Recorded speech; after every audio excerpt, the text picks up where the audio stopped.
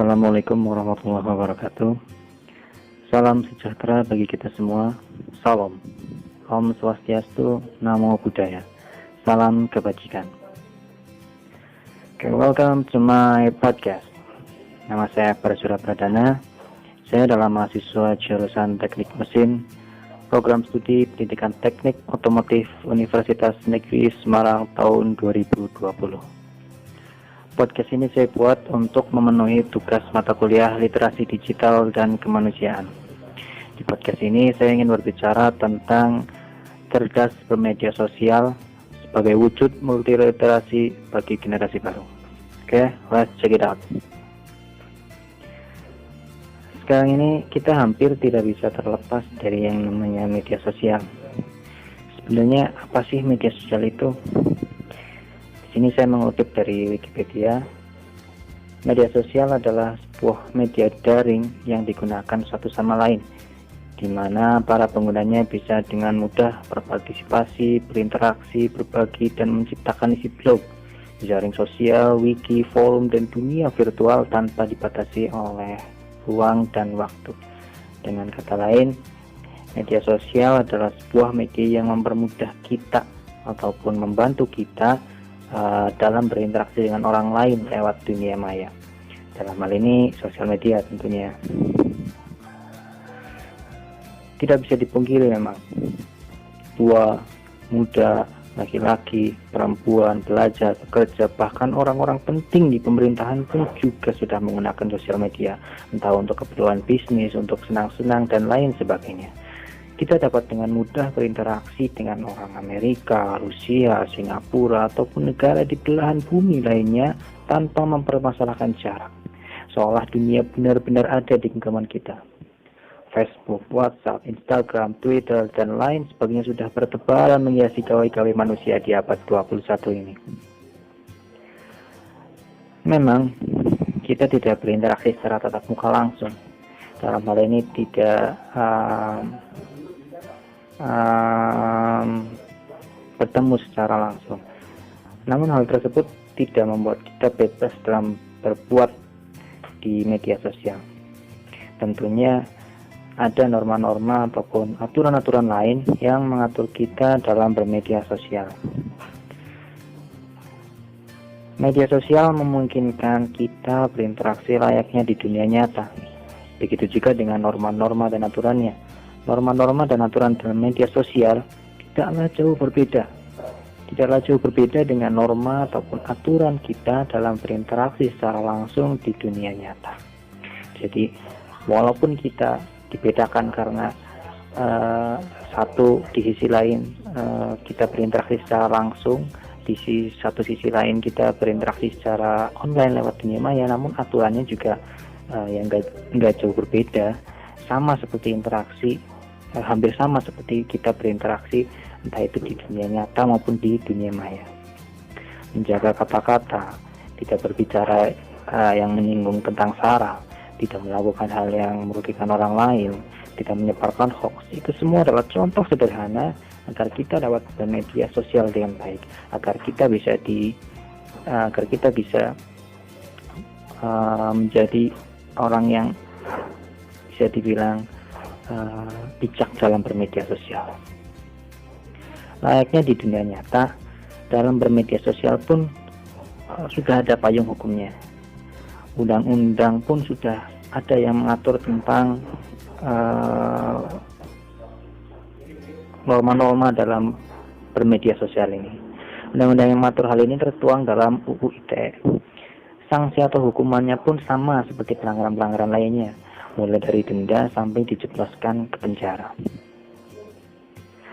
Kita sebagai generasi muda tentunya harus menggunakan media sosial tersebut dengan bijak.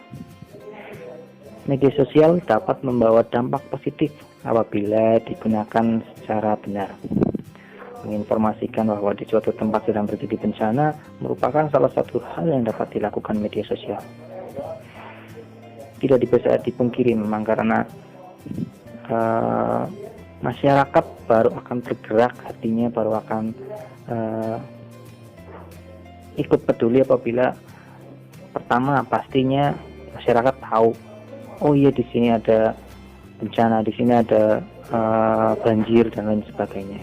Dengan media sosial kita dapat membantu menyebarluaskan informasi tersebut agar orang-orang bisa mengetahuinya. Dengan orang-orang mengetahui bencana tersebut, mungkin nanti akan ada pihak-pihak yang mengumpulkan bantuan, entah berupa tenaga ataupun materi ataupun dan lain sebagainya untuk membantu mengatasi bencana tersebut. Mungkin juga selain untuk membantu orang-orang atau teman-teman yang sedang dalam bencana, mungkin kita juga dapat membantu mempromosikan jualan seorang lewat WhatsApp maupun Facebook. Hal ini benar-benar sangat membantu, terutama karena kita sedang berada di masa pandemi yang tentunya membatasi kita berinteraksi sosial secara langsung. Namun dengan media sosial kita tentunya dapat berinteraksi secara bebas dengan orang lain tanpa harus mempermasalahkan soal jarak. Hal ini tentunya sangat membantu perekonomian agar tidak semakin terpuruk di masa pandemi seperti sekarang ini. Semua itu tentunya membawa dampak yang baik bagi pelaku maupun pihak yang dibantu. Contoh lain yang sederhana adalah dengan tidak menyebarkan hoax. Jangan sekali-kali kita menyebarkan sebuah berita yang tidak jelas asal-usul maupun sumbernya. Kita tidak tahu berita A itu datang dari mana ataupun betul atau tidaknya. Kita jangan pernah sekalipun menyebarkannya, walaupun berita tersebut terkesan wow. Hal ini karena masyarakat gampang sekali menyimpulkan, gampang sekali panik, gampang sekali overthinking apabila mendengar sebuah berita yang dalam tanda kutip hot, entah benar atau tidak, entah sumbernya dari mana. Kita harus dapat mencari kebenaran mengenai berita tersebut sebelum kita share berita tersebut ke media sosial kita. Kita dapat mencari kebenaran berita tersebut dari media-media yang dapat kita percaya tentunya. Kalau saya pribadi sering di CNN. Gitu. Selain menyebarkan hoax, kita juga harus menjaga sikap dengan orang lain agar tidak menyinggung perasaan orang lain. Ya, seperti yang kita tahu, bukan hanya kita yang menggunakan media sosial ini. Orang Amerika, orang Jepang, orang Singapura, orang Rusia, orang Inggris, dan orang-orang di negara lain itu juga sama-sama menggunakan media sosial. Bukan hanya kita penikmat media sosial. Orang Sumatera, orang Sulawesi, orang Jawa Timur, dan lain sebagainya, mereka juga menggunakan media sosial. Mungkin ada bermiliar-miliar manusia yang menggunakannya. Dan ini menyebabkan tingkat ketersinggungan mereka pun berbeda-beda. Mungkin ada yang tidak mudah tersinggung, entah bagaimanapun bercandaannya, tapi tetap santai-santai saja, biasa-biasa saja. Tapi ada juga yang sedikit menyinggung tentang diri mereka yang ibaratnya mungkin merugikan mereka. Ada yang marah, ada yang merasa terbuli, dan lain sebagainya. Hal ini karena tentunya tingkat ketersinggungan manusia pun itu berbeda-beda. Alangkah baiknya kita menjaga etika kita saat berinteraksi dengan pengguna lain.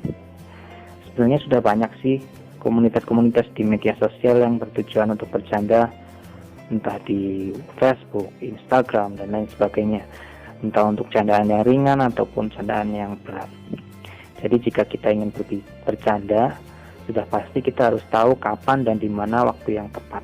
Nggak mungkin saat ada berita duka kita bercanda. Itu dirasa-rasanya kurang tepat. Kita juga pasti sebagai manusia juga tahu mana sih kata yang akan menyinggung orang lain, mana sih kata-kata yang enggak menyinggung orang lain. Kita juga pasti tahu akan hal itu. Jadi kata-kata kita lah yang menjaganya. Apabila digunakan dengan baik, media sosial akan membawa dampak yang luar biasa bukan hanya bagi kita, melainkan bagi masyarakat sekitar. Untuk itu, cerdas bermedia sosial adalah hal wajib yang harus kita lakukan sebagai generasi penerus bangsa. Baik, terima kasih telah menyaksikan dan mendengarkan podcast ini.